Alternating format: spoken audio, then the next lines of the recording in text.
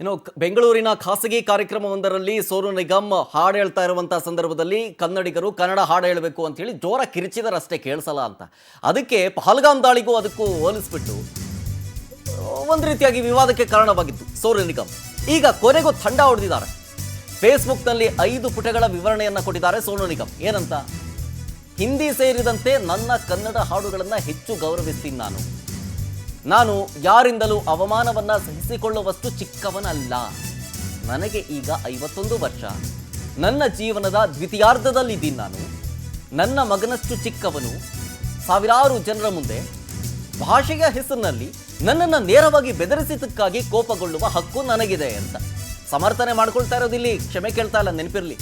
ಇಲ್ಲಿ ತಪ್ಪು ಯಾರದ್ದು ಅಂತ ನಿರ್ಧರಿಸುವ ಜವಾಬ್ದಾರಿಯನ್ನ ಕರ್ನಾಟಕದ ಪ್ರಜ್ಞಾವಂತ ಜನರಿಗೆ ಬಿಟ್ಟಿದ್ದೀನಿ ಅಂತ ಬರ್ಕೊಂಡಿರೋದು.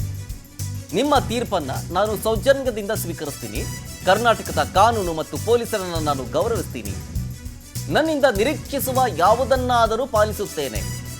ನಾನು ಕರ್ನಾಟಕದಿಂದ ದೈವಿಕ ಪ್ರೀತಿಯನ್ನು ಪಡೆದಿದ್ದೀನಿ. ನಾನು ಈಗಾಗಲೇ ನಿಮ್ಮ ತೀರ್ಪನ್ನು ಲೆಕ್ಕಿಸದೆ ಯಾವುದೇ ದುರುದ್ದೇಶವಿಲ್ಲದೆ ಅದನ್ನ ನಾನು ಯಾವಾಗಲೂ ಪಾಲಿಸುತ್ತೇನೆ.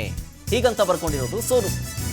ಪೋಸ್ಟ್ನಲ್ಲಿ ಸಾಲು ಸಾಲು ಬರ್ಕೊಂಡಿದ್ದೀರಲ್ಲ, ಅದು ಬಟ್ ಎಲ್ಲೂ ಕೂಡ ಕ್ಷಮೆ ಕೇಳ್ತೀನಿ ಅಂತ ಎಲ್ಲೂ ಹೇಳಿಲ್ಲ.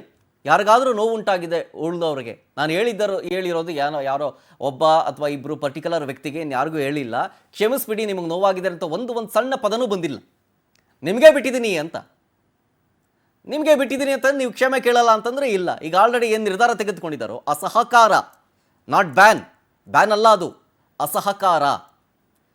ನೀವಿಲ್ಲಿ ಬಂದು ಪ್ರೋಗ್ರಾಮ್ ಮಾಡ್ತೀರಿ ಹಂಗೆ ಹಿಂಗೆ ಅಂತಂದರೆ ನೋ, ನಮ್ಮ ಸಪೋರ್ಟ್ ಇಲ್ಲ. ಆಮೇಲೆ ಹೇಳಿದ್ದಾರೆ, ಯಾವುದೇ ಖಾಸಗಿ ಕಾರ್ಯಕ್ರಮಗಳಿಗೆ ಕರೆಸಬೇಡಿ. ನಮ್ಮ ಕರ್ನಾಟಕದಲ್ಲೇ ಇದ್ದಾರಲ್ಲ, ಕನ್ನಡದವರೇ ಇದ್ದಾರೆ, ಎಷ್ಟೋ ಪ್ರತಿಭಾನ್ವಿತ ಗಾಯಕರಿದ್ದಾರೆ, ಅವ್ರನ್ನ ಕರೆಸಿ, ಸೋನು ನಿಗಮ ಯಾಕೆ ಬೇಕು ಅಂತ.